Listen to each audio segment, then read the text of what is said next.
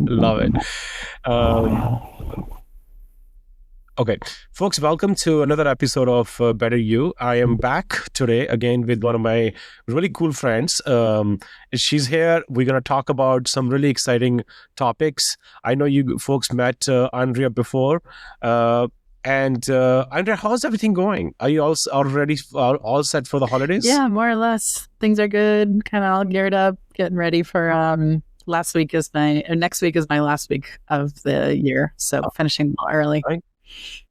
As a salespeople, we hate December because all the buyers, they go away and they don't come back until first week of January. So we have to wait for our contracts to be signed in January. So I totally I do not align very well with your sentiment of life in December. Yeah, I know for sales, December is busy and frustrating. Yeah. And I don't know if you felt, we just had an earthquake, it's 6.0, and it was pretty exciting earthquake. My whole desk just shook. So, Andrea, first, I'm really enjoying your new LinkedIn posts. I know you're very active on LinkedIn, and I know you were very active or still active on Instagram. Thank you so much for putting your voice out, because a lot of people, they don't do it. And you have wealth of experience working with so many people as an executive coach. So we need more people like you who can share voice without charging too much. Slash, we can learn from those little snippets on LinkedIn and social media, and then pursue, the bigger engagement where you can add more value into our life. So today's topic, it's a very interesting topic because, I grew up in India, and there's a line in India. My mom, or all the moms, to be honest, used it. It says, it's related to cooking, what I'm going to say, because my mom used to cook a lot, and I always underestimated that. Hey, mom, this is like, I don't want to eat this. This food is not delicious. So she will always say that Ghar ki Murgi Daal Barabar. So Ghar is a Hindi word for home, and Murgi is a chicken, and dal is a lentil, because chicken is more expensive than lentils. So my mom always used this line, and I'm sure a lot of Indian folks, they know what I'm saying, that as you have something at home, as I'm in your life, as I'm giving you a cooked food, you don't appreciate it enough. So then what I noticed, that in our personal lives, when we start dating, we are very excited about first 3 months, 6 months, 9 months, honeymoon period. Then eventually we settle down in a relationship, and then we start criticizing, start nagging, start saying stuff, and start pinpointing stuff, right? In the same way, what I have noticed that in the corporate world, there's the same behavior I have experienced. It may not, but people may not experience this in a large organizations, because large organizations, they already have HR processes in place, more red tape, more processes, more people. But in early stage startups, when you are only 2-3 people company, and suddenly you bring somebody from outside, which is the person who's not a co-founder or founder, and then this person comes in, and he or she puts all of his or her efforts building the foundation for the company. And then first 3 months, 6 months, 9 months, or a year maximum, founders are very excited. But then this person is, let's say, sort of a lead magnet to hire more people into the company, because you brought this amazing person who is attracting all the new talent.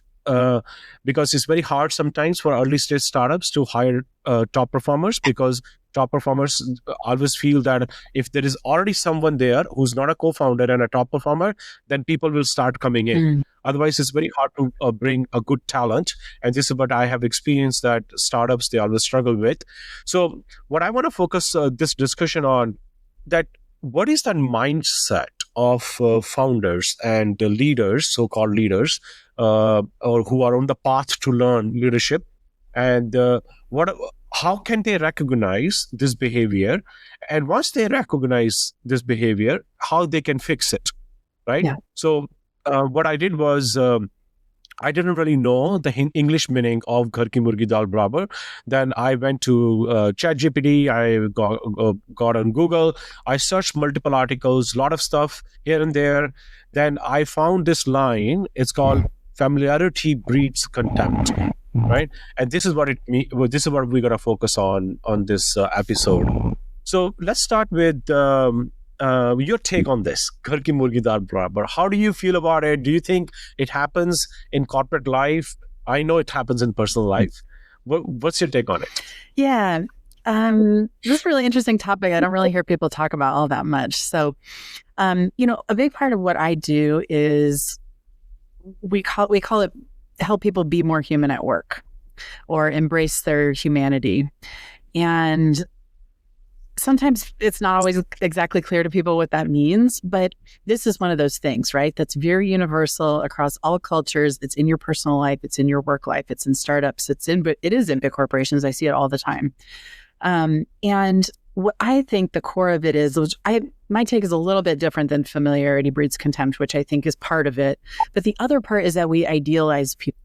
We're not really seeing them for who they are in all of their humanity and all of their positives, with all of their challenges, with their skills, with, where they could learn. And when we hire somebody or when we start dating somebody kind of the same way, we're like, this person is amazing. They're perfect. There's nothing wrong with them. They're going to be everything I need in the world. They're going to, we're going to get married, or we're going to hit 100 million in sales, or whatever we're trying to do. And we cannot see the reality of the human that we're working with. And so a big part of what I work with people on is how to see their own humanity, what's real, and how to see the humanity in other people. Really, it's just like what's real. And so when we hire people with this very idealistic, optimistic version of them, then when we start seeing what's real over time, which eventually always happens, we're super disappointed. Yeah. When we start the process of this is a real person who's not perfect, and we work with them over the next, 3, 6, 9, 12 months, knowing that we don't have this crash in expectation and understanding, because we knew all along that this is a real person who's not perfect. Does that make sense? 100%. And, I wrote a Medium article about it to raise more awareness, because in Indian culture, this is a very normal statement. And then as a fun statement, we always use it. And I totally aligned what you just said. One of the key points which I highlighted, when this happens, this phenomena happens, the overexposure and the loss of novelty. As we meet first time, and then we start to spend more time with this person, we see the good, we overlook the bad, and then we are excited by the unknown because we don't know what this person is going to do or say. And then as we get more familiar with this person, the novelty wears off, right? Which is a sad part. And because, as you said, right, because then we start comparing this individual with other people as we hire more people in the company, right? And I think another thing which I want to highlight, talk to you about this in the same topic, the criticism. Initially the things that we really, really liked about this person, and now we are comparing this individual with other people. There is this mindset of criticism. Look how well this person is presenting. Oh, look how well this other person said the same thing in a different way. So, Andrea, what is that mindset behind the scene? As a leader, people especially who are in the management role, what do they think about when it comes to comparing two individuals who are top performers and also trying to do the same task, but they have a different style? And I think this is where I am seeing a pattern with the founders, where they are comparing early employees, and they are causing a serious churn in the company. Yes. I mean, I think this is still related to this idealization process. A lot of founders think that they're going to hire someone and they're going to save the world. They're going to save the company, right? I'm going to hire this person, they're going to sell all the things, and we're going to be fine. Or whatever, right? This person is going to build the product in the way that's going to be amazing, and we're going to be saved. And so they put this sort of savior perspective on somebody, which nobody can live up to. And then if they start failing, they start looking around for another savior. Oh, maybe this guy's the savior, or maybe it's this guy. And then they start doing this comparison thing and they start criticizing. And oftentimes too, like there's this whole mindset that criticizing is motivating, right? And it's not. Nobody has ever been motivated by criticism. And if they are, it's very temporary, it's very toxic, but it's a very important part of our culture that people think is true. It also really, like what I think you're illustrating here is it erodes teamwork, it destroys trust, it really pits people against each other, and each person is trying to be the one that doesn't get criticized or the one that saves the company, instead of how can these two people work together with their different strengths and weaknesses and be like a super high-powered team together. Even if they're not working super closely together, like, you know, maybe you take these clients and I'm taking these clients or prospects. But I think that the sort of early stage leadership way is, well, this is going to be motivating by criticizing them and pitting them against each other. I just don't see it working. You know, very interesting. I want to actually share the story with you. I was working for this startup, and my boss, you know, I mean, almost the same age, same experience, but the individual doesn't come from a same background because our background was totally different. And we sat down in a conference room. It was our weekly 101. We talked about some deals, you know, as I'm in sales. So, and so suddenly other two founders, they walked into the same room during the same time. And then I was working on this particular deal, and suddenly me and my boss, we said, oh, actually we are having a 101. And then those two founders, they said, oh, that's okay. We'll just sit down and listen. We are bored. We just want to sit down with you. And they sat down. My boss continued the conversation. And this deal, which I was trying to close, was not going really well. And my boss, you know, she raised the voice, and here and there, I don't know, it's just like a weird conversation.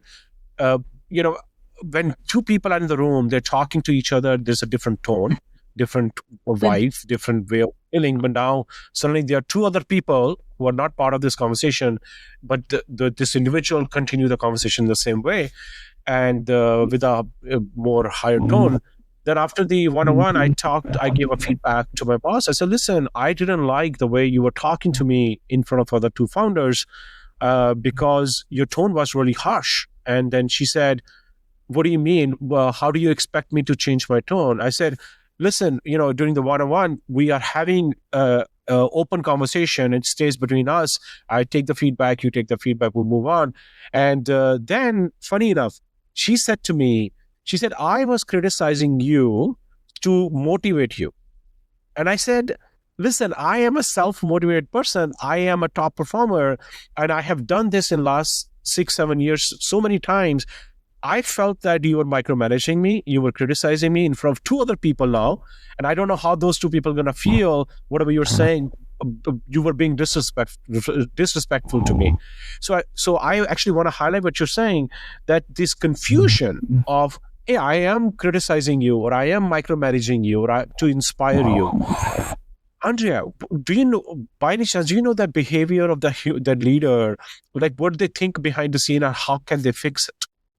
Yeah, there was this blog post or Medium article or something a long time ago called The Ineffectiveness of Criticism.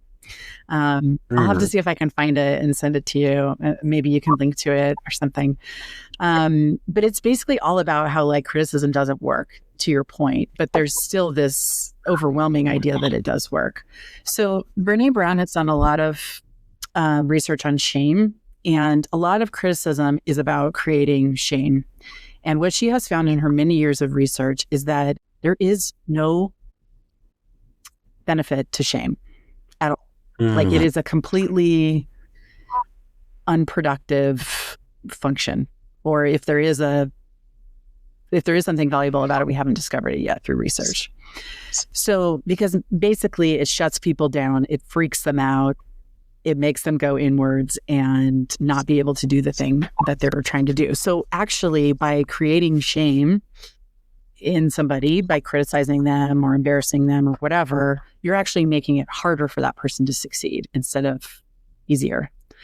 So this just like hasn't made its way all the way through to popular culture and leadership culture yet. I'm hopeful that it will, but we can do so much better by building somebody up, by understanding their problems, by encouraging them in their strengths, by asking them where they need help and support, and having them leave that meeting like, wow, like I can actually do this, or I have the support in the places where I'm struggling to move forward, instead of shame sort of shrinks us and we're like, well, now I don't have support and I still have this big problem of trying to close this deal, whatever we're trying to do, which is worse than where we started. Actually, I want to share something with you. So my daughter is going to college now. So so I grew up in India. So when she started going to school in US, when she was born in US, so I was very interested to understand US school system. So I said, my daughter's name is Jasmine. I said, Jasmine, so this is your grades. Do you know by any chance what's the grade of your friend? She said, no, she does not. I said, do you care? She said, sure. But I said, and then she asked me, she said, Dad, why are you asking me all this? Because in India, during my days in India, 1990s, school system was that your teacher will say your grade in front of 80, 90 or 100 students. And now either you're D, you're A, B, C. And then now as a kid, I was already filtering out people I really want to hang out with or I don't want to hang out with. And then I already was figuring out in my head who's going to bully me because I got C and this person got A. And then, as I started learning more and more about how US works in comparison with India when it comes to school, it was very clear to me the shaming piece. I think this is something we learned in our life growing up in India, that if you make people more shameful, they will do better. But I think there's a damage as a human being. There's a damage that we go through, and we are in Bay Area. Bay Area is majority of folks are Asians and Indians, and especially tech world. There are a lot of Indians out there, and I'm not generalizing anything. I'm just saying people I have dealt with or people I have heard the stories that the same behavior, because these folks, they are not leaders. I mean, I really like Simon Sinek. He said about the leadership, he talks about leadership a lot. Like there are a lot of people, they think they're leader, but they're not leader because they don't know how to lead people. That goes back to the point, the shaming piece, right? If you're shaming somebody, your direct reportee, and now you think that you're inspiring that person, that's a bad leadership skill, right? Now, problem is other person doesn't know, so other person keep doing the same thing over and over with other people, and eventually that toxicity or the toxic work culture shows up, right? Now, so going back, joining the dots, as Steve Jobs said, you can understand life when you look backwards. And now I understood that part. Now my question to you is, what is that suggestion that you have for this folks who are early stage founders? They're trying to be a leader and they dived in, but now they need to learn and they don't have access to executive coach or they don't know how to do it. What is your suggestion for those folks, how they can improve themselves? Yeah, I mean, I think the tricky part is that most of our bosses in the past operated in this way, our leaders, right? And so we're just sort of copying what happened to us and thinking, I guess this is how it works, and trying it. And sometimes it works kind of. And so I think it's important for founders to know that like we're sort of in this new paradigm of leadership now, like maybe I don't really know, maybe like the last 5-10 years, where we're really starting to break away from this is just like the way things are in leadership. And there's a lot more research and there's a lot of really interesting work being done to figure out new and better ways of doing it. So I think just for founders to know that, like, read the research, read some of the books like about people that have like done a lot of research like Brené Brown and are bringing that into the leadership world, and start to educate yourself around new and better ways of doing things, because that's going to be your competitive advantage, right? There are Yeah. people who are super smart and super hardworking. And if they're not finding like new ways of doing things, there's a lot of people that are super smart and super hardworking. You've got to find these competitive advantages. And where I see most founders fail is in building teams, getting people like really loyal and really high performing, and hiring too. I think hiring is really important. And this is a part of what we're talking about here. We haven't quite gotten to it yet, but I think for them to like get yourself a leadership education, whether it's through books or whether it's through free online classes or whatever, or mentors. And not every coach is expensive, right? Like some of us are and some of us aren't, but it all helps. So do what you can do, and it will really help your success as a leader, in my opinion. Yeah. No, this is exactly the conversation I really wanted to have, and you're absolutely correct. One of the things when I was writing this article, I thought about this in detail, and of course, I leveraged ChatGPT to understand too. There's some few key points which I learned as I was thinking through this while watching YouTube's, reading articles, and one of the things it highlighted that.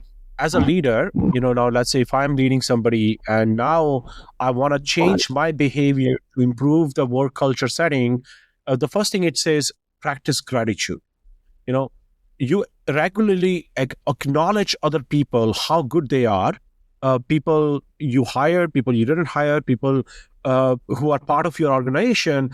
The more you say thank you, the more you say, hey, thanks for doing this, or thanks for doing this way, that gratitude helps a lot to people to feel comfortable, right? What's your take on this?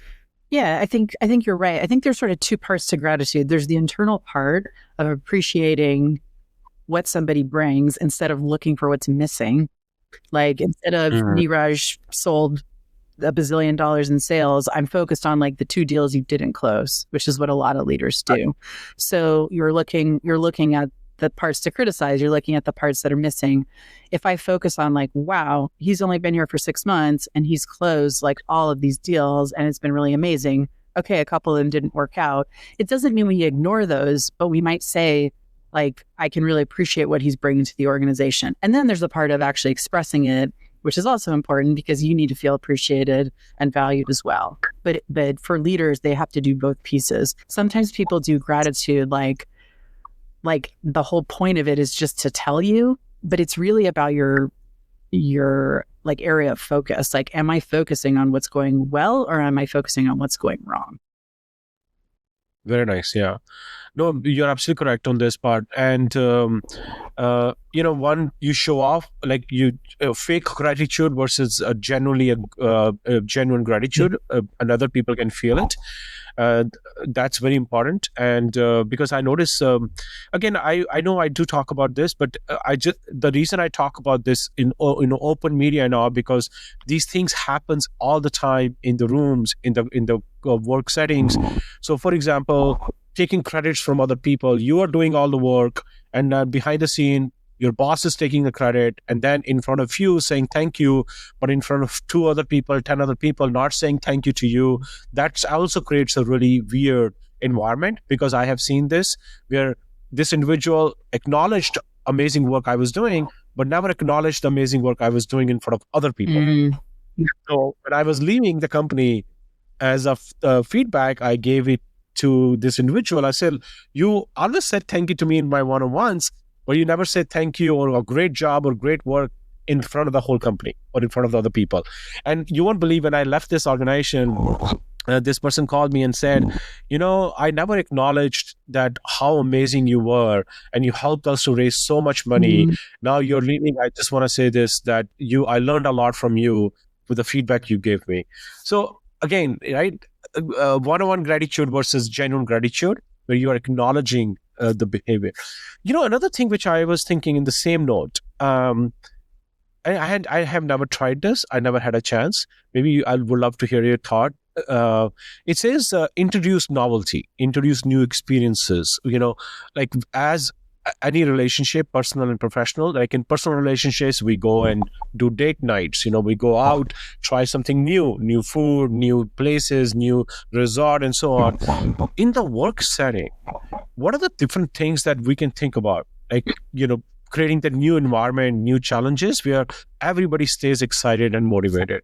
I think that's also another topic to talk about. Yeah. I mean, I think the obvious piece of this is team building, where people go and do stuff together. And that's sort of the point of it, is like, if we have fun together, there will be more novelty and it will be more interesting. I think a little more sophisticated version of that is really just getting to know people, right? How many people that you're working with know all about Jasmine and what her beginning of college is like, and what your relationship is like with her, and what your experience of being a dad to her has been, and how is it changing now that she's like away at college, and how is your relationship as an adult father and an adult daughter starting to come together, and what would that tell them about you and who you are as a salesperson and as a leader in your organization. Like, people don't even think about that sort of thing, but that adds a whole other aspect of your humanity, and it's novel, and it makes me understand you differently and see you in a much more like realistic and fleshed out way, instead of just like Niraj the sales machine, where we just like get him on calls and he like turns out money, right? That's like this very narrow, not realistic version of who you are. You're all this other stuff. So, I think people think we have to like go on this amazing trip with the whole sales team, or we have to go do this really fun activity, but it can be as simple as like going for a walk around the block and getting to know somebody in a different way. Yeah. Oh, this is actually a very good point you highlighted.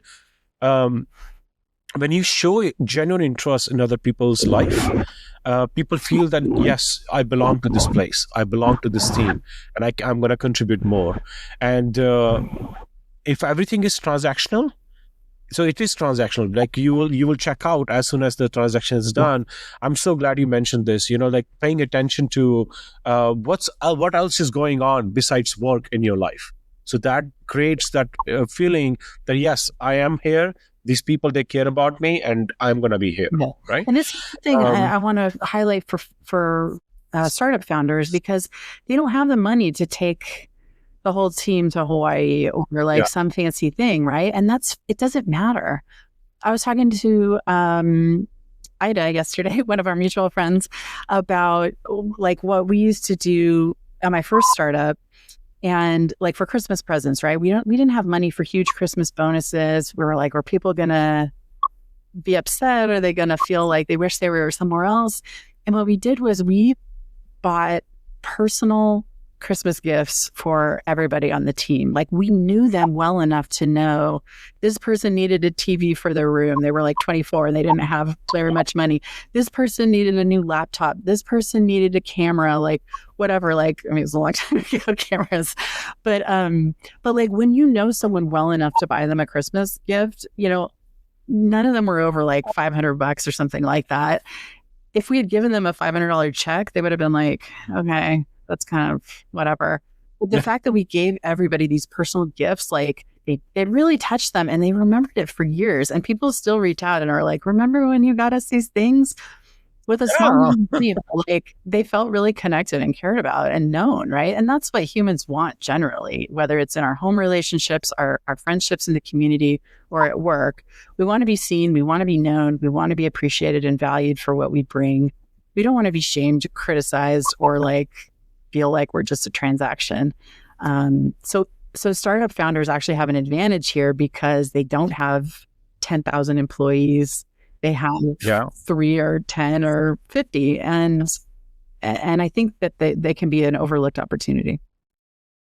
Brilliant point. And that shows that you as a leader took time to find what this person or people in your team really likes, and you spend some time figuring out, and then you acknowledge that this is how I'm going to address this personal interest, right? So, Andrea, another thing which I saw in my personal experience with some founders is the lack of communication, lack of open communication. Putting things under the rug. Okay, there's a conflict. I don't want to do it. I don't have time, or I don't know how to do it. I don't have energy. I have no interest. Just put things under the rug. And as things goes under the rug over and over and over, it just piles up. And then eventually people start leaving the organization.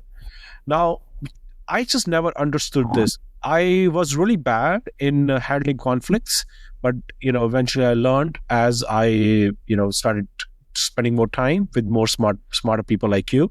And now I think to founders, I really want to highlight two things in this conversation with you, because as you do coach so many people, what is the challenge on addressing the conflict, and then how can we do better as a leader in understanding the challenges, conflicts, and then addressing those conflicts? Because lack of open communication, I strongly believe, is another challenge where you're not spending, or you're not saying enough to your top performers, to your people in your organization, and they don't feel that they belong there, and they leave. Yeah, it's a great point, and it's a really huge problem that I see in basically every organization. I mean, nobody likes having conflict, right? Almost nobody. Some people are more willing to have it, but it's not fun. And for some people, it's more challenging than others. So what I usually recommend with my clients is that they start noticing opportunities for conflict that they've missed, right? Like, where am I sort of smoothing things over or skipping over? And for a lot of people who are very goal-oriented, they're pushing forward. We got to close this deal. Once we close this deal, once we hit this goal, we can deal with some of this stuff. And then they never really do it. So you're kind of like building on this foundation that's shaky, right? And so you've got to go in to that foundation and talk about stuff and be honest and have some conflict, and then decide if you want to build on it or not. Otherwise, you start building on this shaky foundation, everything collapses, and you have a lot of other big problems. So a big part of avoiding conflict is not being able to tolerate how you're feeling. So emotional intelligence, right? How am I feeling? You can have a list of emotion words. You can find it on the internet. You can find it on my website. Being able to recognize how we're feeling in a given moment is super helpful. Then we can start to notice, like, when did I skip having conflict? And when I skipped having conflict, or like I call it leaning away from conflict, how am I feeling? And we can start to see the patterns in our behavior and start to recognize it. At some point, we start to see, wow, I can tell when there's conflict, and I'm going, shoop. At the beginning, we don't even know we're doing it. It's just like automatically doing other stuff, and there's no awareness that we're avoiding the conflict. With practice, we can see that we're avoiding conflict. We can notice our emotions. As we build some tolerance for those emotions, we can start to have the conflict. And it's uncomfortable and it sucks at first, but we're building those foundations that are solid so that we can build our company or our team on something really solid. So I was literally just talking to a client about this before we started here. It's such a common thing, and very common with high achievers. So I don't know if that's a little too high level or not, but that's kind of how we approach it. I saw your video with Simon Sinek.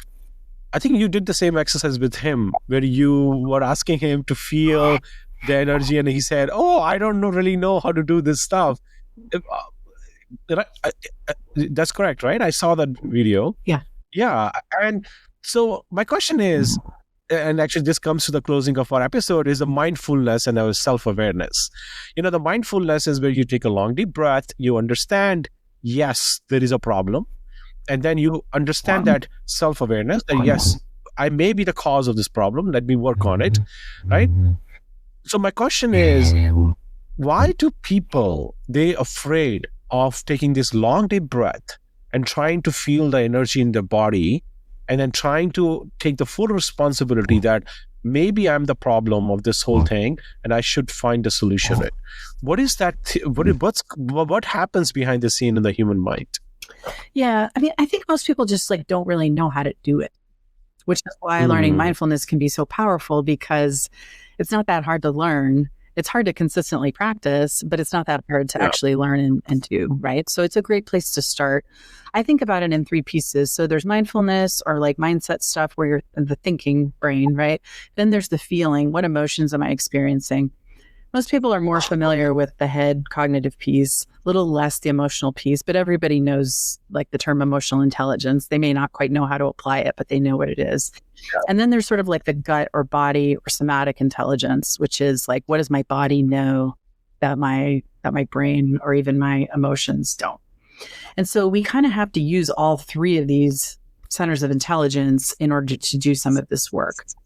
A lot of avoidance is related to not being able to tolerate an emotion. So if I feel scared or ashamed that it's actually the problem is all me, which is kind of the scenario that you set up, and I can't tolerate that, then I'm going to do anything possible, throwing people under the bus, avoiding the problem, causing other conflicts to distract. I'm going to unconsciously do all of these different things to avoid feeling this feeling for it. Yeah. And so when we can notice these feelings and notice when we're avoiding feeling them, we start to learn like everybody sort of has a category or two of emotions that they don't like to feel, that they have a low tolerance for feeling. And when we can build our tolerance for feeling those emotions, it like can completely transform our lives and our leadership. It's like the biggest game changer that I know how to help people with. But most people have never heard of this. So it's like, it's there's no way for them to do it if they haven't heard of it. Then they have to practice it and get the hang of it. Yeah. Early days of my career, I used to take things personally a lot. And as I got older and wiser, now I think I mentioned this to you in one of our episodes. Somebody taught me this, that your best guru lies under your nose.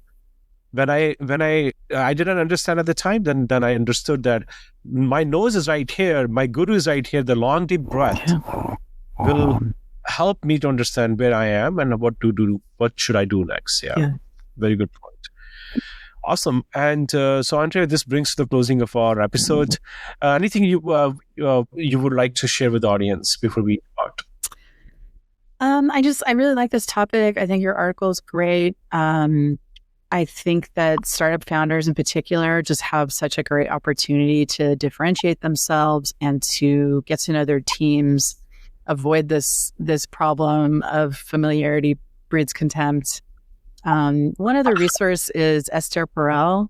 She writes about like romantic relationships, but this is a big focus of her research and her writing in the context of personal relationships. But I like reading all kinds of books and applying them to leadership. So if your viewers are interested in that, I would suggest that they check out some of her work and see how they can apply it, maybe at home and maybe at work as well, because I think it's really interesting.